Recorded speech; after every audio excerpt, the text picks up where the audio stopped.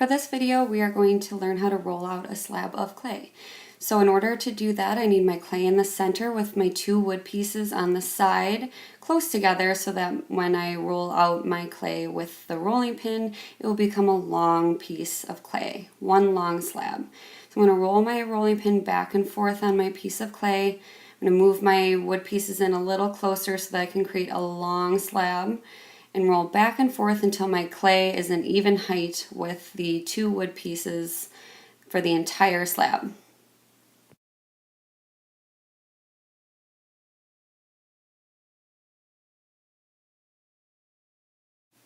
My next step is going to be to cut out my templates. I'm going to cut out the A template and B. I want to position them on my clay, so hopefully I can cut both of them out together. If your slab is not long enough for both, you can do one at a time. I'm going to use my clay knife. I'm going to hold down my template so that I can cut around it so that it is as close to exact as I can get it. The A template is going to eventually create these sides of my mug. Once I'm done cutting around the sides, I can remove the template and remove the extra clay carefully so that I don't lose the rectangle shape that I traced. Then I'm going to cut out the B template, which will eventually create the bottom of my mug. I'm going to take my time so that I can create a nice rounded circle. I'll remove my template when I'm done and remove the extra clay. The extra clay I'm going to ball up, and that is what I could wedge to make another slab out of if I needed to, if I don't have enough for both templates, or it can be returned to the clay cart towards the end of class to be reused. I'm going to roll over my two slabs one more time with the two pieces of wood next to it just to make sure that they've stayed even as I've been moving around my clay. Then what I'm going to do is remove the two wood pieces. Someone else could use them, and I'm done with them. I'm going to position my slabs in front of me for my next step. My next step is going to be to score, slip, and smooth these two pieces together. I'm going to use a fork or a clay knife. I'm going to start with my base, and I'm going to score the sides of that base all the way around. So I want to make my clay nice and rough so that when I connect two pieces of clay, they will stay together. So I'm going to use my fork back and forth, kind of like cross-hatching all the way around. Otherwise, I can use my knife to score as well by creating hatch marks and then going the opposite direction to cross-hatch. I want to be careful how I'm holding my clay piece so that I'm not pinching the clay to be too thin. I want the entire piece to stay the same thickness all the way around and have the scored edges all the way around that circle. Next, I am going to score my A template piece that I cut along the bottom, so along one long edge. I'm going to use my fork for this, or you could use a knife, and I'm going to make sure that my score marks are very deep and make some rough clay on this edge so that when I look at it closer, it looks very rough. The importance of scoring is so that our pieces stick together and have a strong connection, otherwise they will break apart either before they're in the kiln or during the firing process. So I want a strong connection with these score marks that I've made. The next part of this step is to slip. So I'm going to be putting some water along this edge. You're going to use your hands to dip in your water cup and place along the edge that you just scored. Next, I'm going to create the shape of my mug by connecting my two slabs. So I'm going to leave the base flat on the table and lift my longer template to that so that I can create the sides of my mug with it. And I'm pushing these two together to push out any air or water, but I'm not trying to thin out my clay.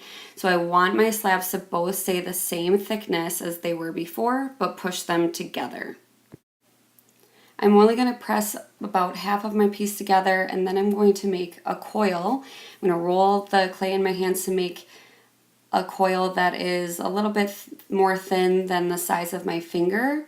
And I'm going to use this to attach the inside for an even stronger connection. So that is why I'm keeping half of my piece open. If I'm going to attach my coil, I need to score one side of my coil. I'm going to use my fork to create score marks.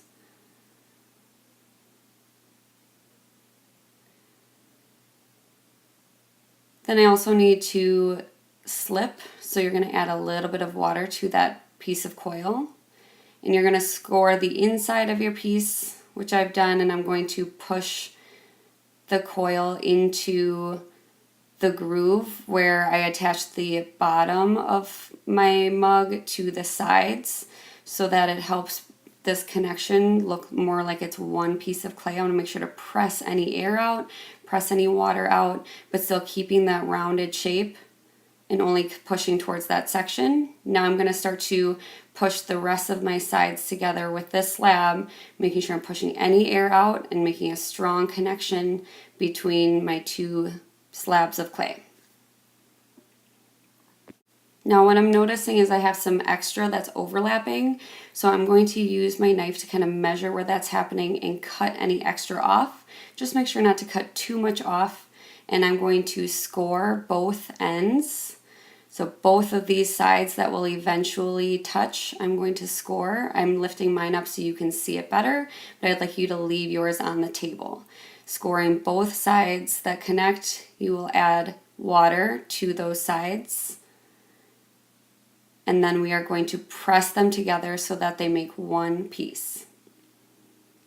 So get some water on your hands, apply it to the areas you scored.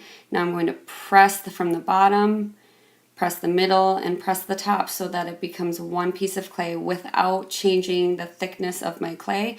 I'm pressing together, not squeezing or pinching. Then I'm going to take my hand around the inside to get rid of any open lines that I still feel that I need to smooth. Then I can see on the inside, I can see that seam where I connected the two ends of my slab, and I want to take my thumb over the top of them to start to smooth. And I'm going to hold my one hand on the outside to support my clay, and I'm going to then smooth the inside. I'd like you to keep your clay on the table. I'm moving mine around so that you can see the area I work on. I'm going to take my finger and slowly go around the outside to smooth it together until it's one piece. And I'm always supporting the other side with my other hand. Now what I'm going to do is kind of push around the bottom to make sure I'm keeping that rounded shape and make sure my walls of my mug are staying rounded as well. All I'm doing right now is making sure I'm feeling the clay with my hands and I'm not pinching it thin, just making sure it's nice and rounded. Now I can take a clay tool to continue smoothing towards the inside. If I can't reach the inside to smooth it together around the areas where these two clay slabs were attached, I can use a tool to help me with that. Then I also want to make sure the bottom is smooth. So tilting it to one side and supporting, I'm lifting mine up higher so you can see, but I want you to rest your clay on the table, on your board, and smooth around that seam until it is completely gone.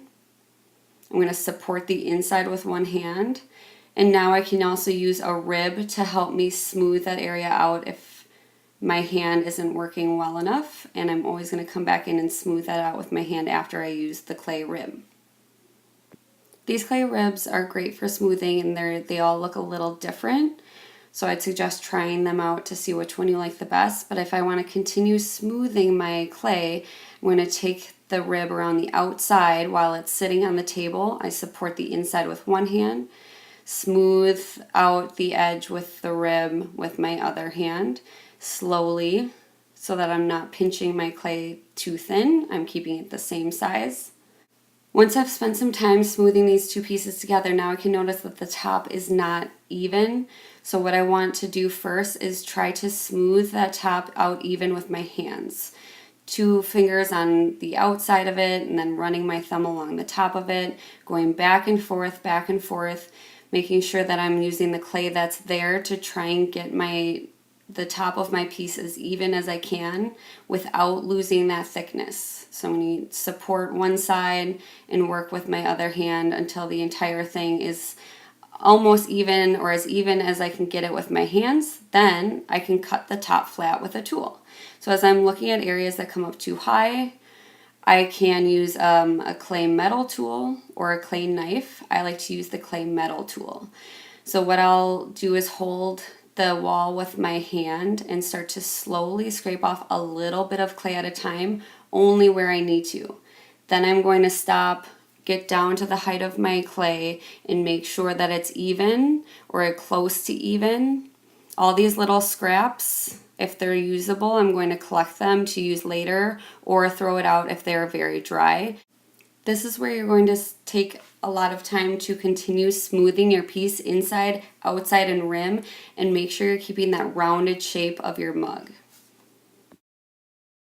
For this next step, we're going to talk about how to wrap your clay airtight when you are done at the end of the day. So you're going to take a plastic grocery bag, write your name and hour of your class in Sharpie, and this is how you're going to keep the air out of your clay so that it does not dry out overnight. Because it will, and then it will be hard to work with. So I'm placing my clay into the center of my bag, and then I'm going to start to fold the edges of the bag around my clay into the center as I'm pushing the air out gently around anything I've added to my piece. And I'm going to fold my bag towards the inside, or if it's bulging out of the top a little bit, that is okay. After this, I'm going to lift my actual clay piece up to put onto my shelf so that I can return my board. So I want to be careful how I grab my clay from now on so I'm not damaging any work that I've done.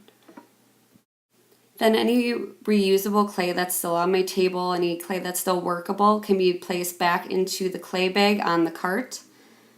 And any clay tools that are in front of me that I've used, I'm going to wipe off with my hands to remove any excess clay. And if there's really dry flakes that come off there, those can get thrown into the garbage.